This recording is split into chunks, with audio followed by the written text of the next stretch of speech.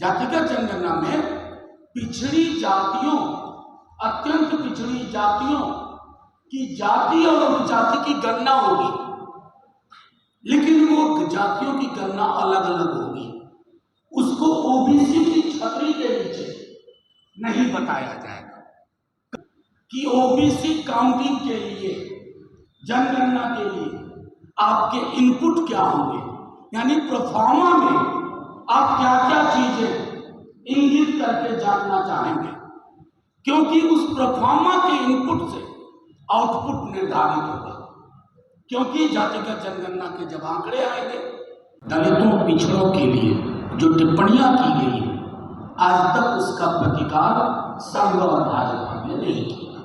खैर, जब प्रधानमंत्री जी ने यह घोषणा की कि जातिगत जनगणना इस बार जनगणना के साथ होगी, हमने कहा चलिए देर से ही सही आप रास्ते पे आने की कोशिश करें, लेकिन ये भटकाने की कोशिश थी। मैं क्यों कह रहा हूं?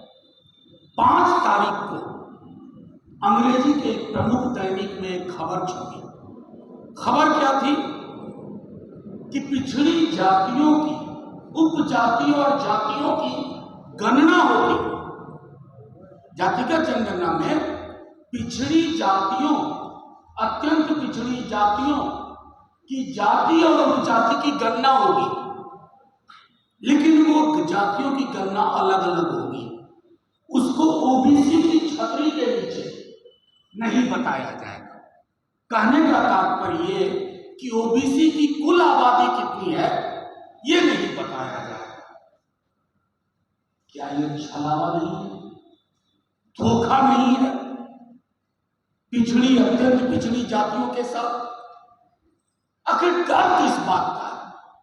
संविधान की धारा 340 के तहत सोशल एजुकेशनल बैकवर्डनेस, सामाजिक शैक्षणिक पिछड़ापन परिभाषित होता है।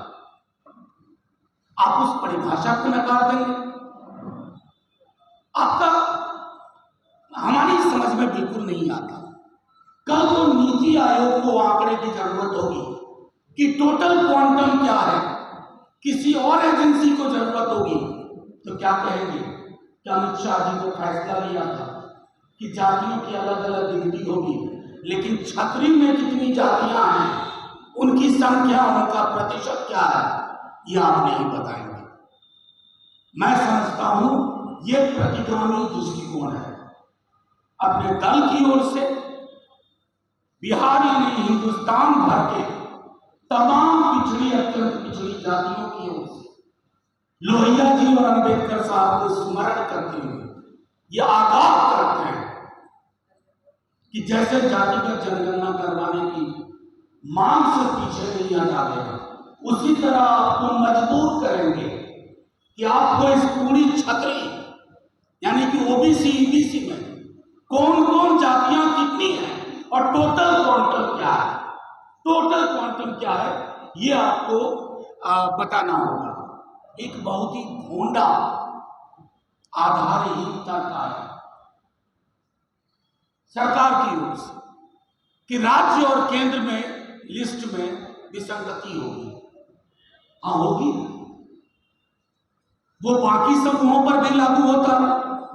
आपको सेंटर की लिस्ट तैयार करो, राज्य अपने हिसाब से उसमें से कल कर लेंगे, निकाल लेंगे। इसको ब्लॉक करने की कोशिश है, जैसा मैंने कहा, आगाह करते हैं सरकार। जन सहलाव उभरेगा। मैं बार बार कह चुका हूं अपने दल की ओर से कि कोई विचार अगर परिपक्व हो जाता है, किसी की ताकत नहीं है, तो उस विचार को खारिज कर दो। अब आइए एक महत्वपूर्ण पहलू इसके साथ जुड़ा हुआ है, ओबीसी क्वांटम के साथ। ये स्टैंड अलोन एक्सरसाइज नहीं है। जातिगत जनगणना, उसके बाद क्या?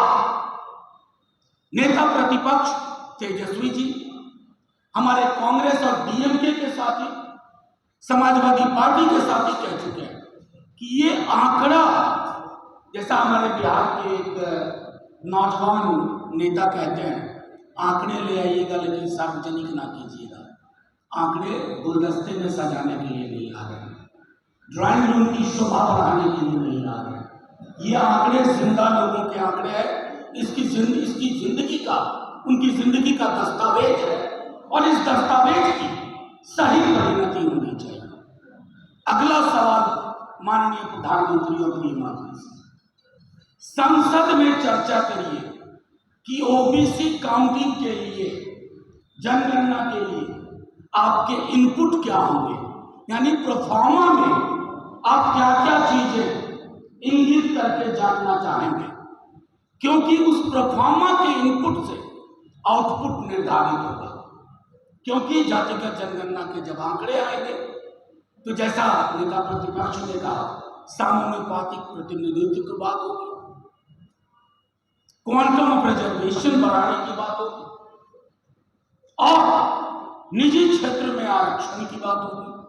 और ये महज बात नहीं होगी, इसके लिए संघर्ष मंशा है कि ओबीसी की गणना को पर्दे के पीछे छुपाया जाए। तो इतना कह रहे हैं, बिहार ने पूरे देश का ये समाज उठ खड़ा होगा।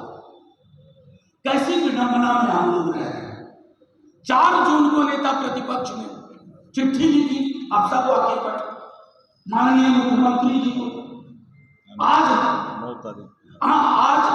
तारीख को मैं आपके माध्यम से प्रेस कॉन्फ्रेंस कर रहा हूं। चिट्ठी की पावती नहीं आई है अभी तक। पावती मतलब एक्नॉलेजमेंट। बगल में रहते हैं माननीय मुख्यमंत्री जी,